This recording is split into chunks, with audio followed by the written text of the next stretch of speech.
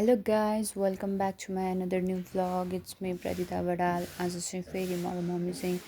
दुलखेलबाट घर गइरहेछौँ अनि हाम्रो चाहिँ बाटोमा हल्का पानी पनि परिरहेछ अनि फेरि ठुलो पानी पऱ्यो भने मैले रेनकोट पनि बोकिरहेको छु नि त्यही भएर चाहिँ हामी फास्ट घर जान लागिरहेछौँ होइन अनि हिलो हुन्छ नि त अहिले बाटो अनि त्यही भएर चाहिँ म फास्ट चलाइ पनि रहेको छु अनि छिटो घर जानु पाएँ अनि भिज्दा नि भिज्दैन नि त फेरि रेनकोट नल्याएको बेलामै ठुलो पानी परिदिन्छ अनि त्यही भएर चाहिँ म फास्ट गरिरहेको छु होइन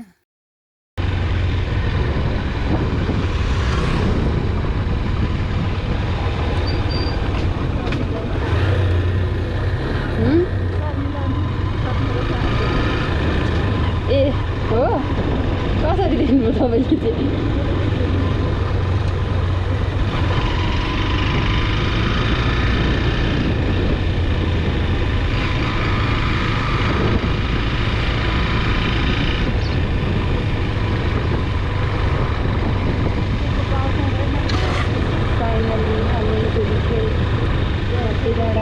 किन हो त्यो राम्रो सिलाउँदैन र अनि राम्रो सिलाउँछ त्यहाँ त बुझिहाल्छ नि सिलाउने मान्छेहरूले नाफा बुझ्दैन कहिले आउनु भन्नु मलाई छिटो भन्नुभयो नि तपाईँले मलाई एकदम छिटो चाहिन्छ भन्नुभयो होइन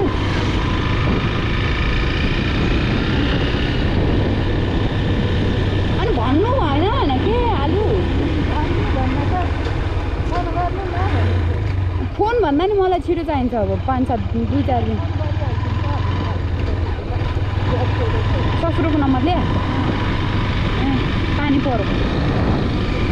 वा कस्तो राम्रो भ्यू भएको बाटो चिप्लाइदिन्छ क्या अरू भन्दा पनि कस्तो पानी छिटायो म पनि थिएँ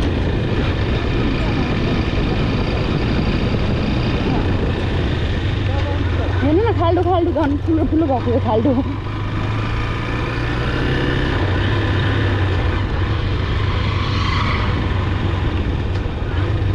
यहाँसम्म त केही गाह्रो छैन यो पिच हो पिच त अनि यो गाउँ छिरिसकेपछि त फेरि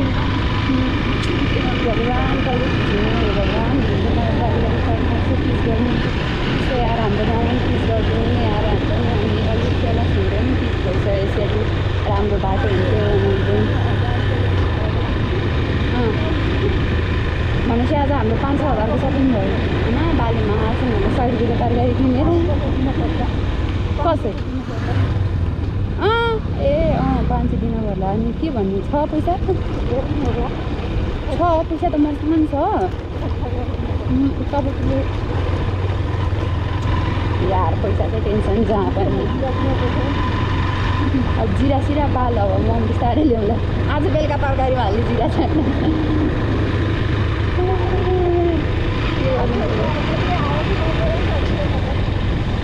मम्मी लास्ट एक्सपेन्स भनिहाल्छ तर मम्मी त्यति त चाहिन्छ यार नै अब बेजत गर्नुहुन्न हो कि ल भन्नु त अरूले नभए नि सरले इज्जत बचाउँछ हाम्रो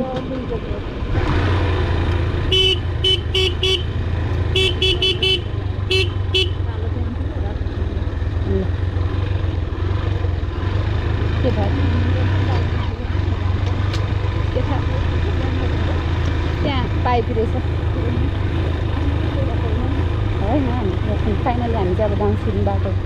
गाउँ जाने बाटो छिरिसकेपछि हाम्रो घर जाने बाटो अब यो त श्रीनगर के यस्तो छ भन्ने कुरो पानी परिसक्छ पानी पऱ्यो भने अलिकति पानी पऱ्यो भने मलाई डर लाग्छ किनभने चाहिँ बडो चिप्लिन्छ है म र मम्मी एकचोटि यस्तै पानी पर्दाखेरि त्यहाँ रातो माटो थियो नि मेरो बाइक यस्तो घुमेको चिप्लेको है हामी कसरी गर्थ्यो घर हो कस्तो रातो माटो थियो रातो माटोमा मेरो बाइक चिप्ल्यो भनेर लडेको होइन तर पुरै टायर दुईवटै टायर चिप्लेको बल्ल लिएर गएको पानी पर्दै थियो त्यो दिन त आज त त्यस्तो छैन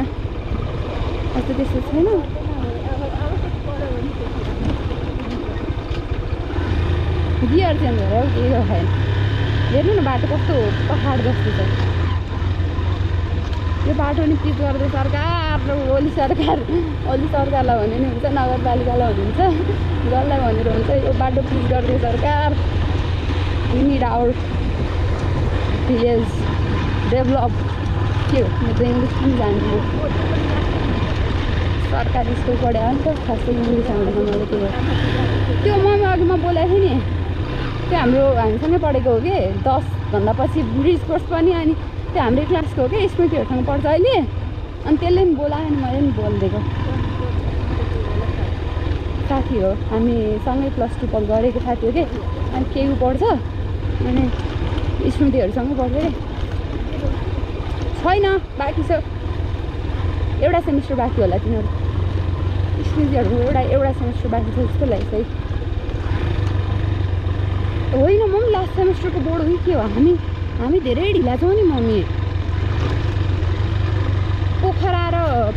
ढिला छ नि ट्युको पनि फाइनल इयरको एक्जाम आयो मम्मी हामी त हाम्रै ब्याचको होइन अक्सिजन त छ नि त अब खुल्ला खोले नि त बाटो पानीले हिजोको नडर न हे मम्मी छि कहाँ तल सिमपोखरी पुगेपछि किन के भयो भोट हाल्ने बेला कति लोला हाले भए पो बाटो काटिलो हुन्थ्यो त भोट हाल्ने बेला पार्टी ल मिलाउनु न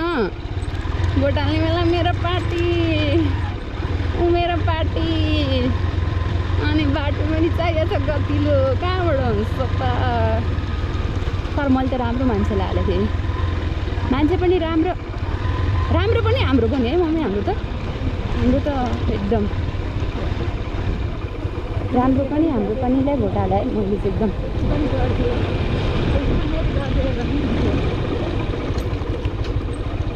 यो अबको 10 वर्षमा पिच हुन्छ भने अरे म जन्मिएपछि पिच हुन्छ भन्थेँ मम्मी म 20-22 वर्ष भइसक्यो है अझ पनि पिच भएन अब 10 वर्ष अरे ल हे भगवान् 84 मान्छे राम्रो मान्छेलाई भोट हाल्नु पोलिटिकल इस्यु के भनिरहेको छ तर मेरो फर्स्ट भोट खेर राखेन ओहो मन कस्तो टाउको दुला जस्तो भयो त खोइ गर्मी भएर हो कि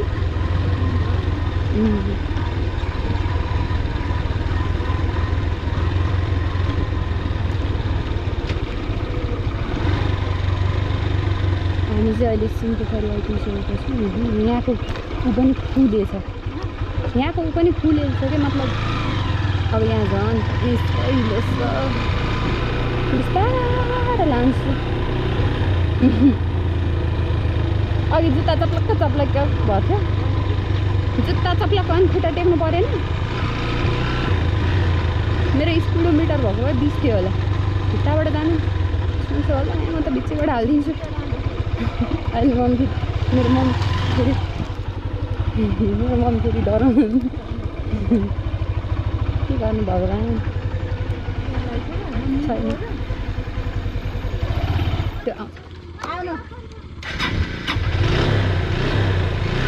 त्यता भित्रबाट जान्छु म भित्रबाट जान्छु कि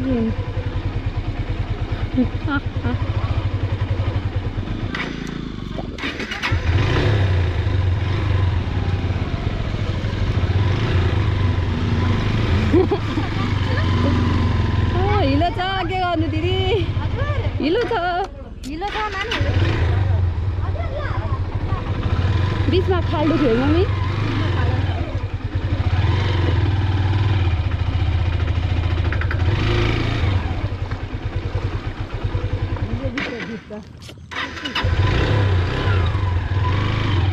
यतिमा नि के स्टार्ट बन्द भएको है मम्मी मेरो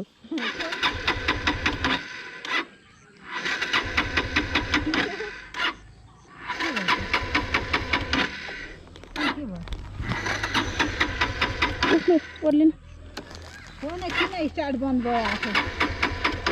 म लान्छु ओर्लिन त छि अघि न त लिएर गएको थियो पर्दैन स्टार्ट बन्द त्यसै भयो भने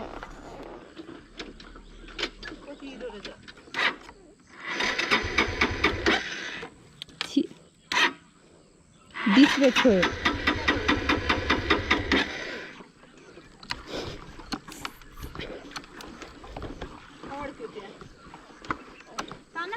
पर्दैन स्टार्ट हुनु पऱ्यो नि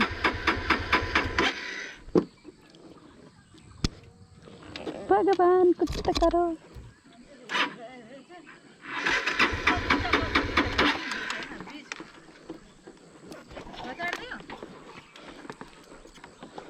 पुरै हिलो छिर्यो क्या भाइ ऊ टायरमा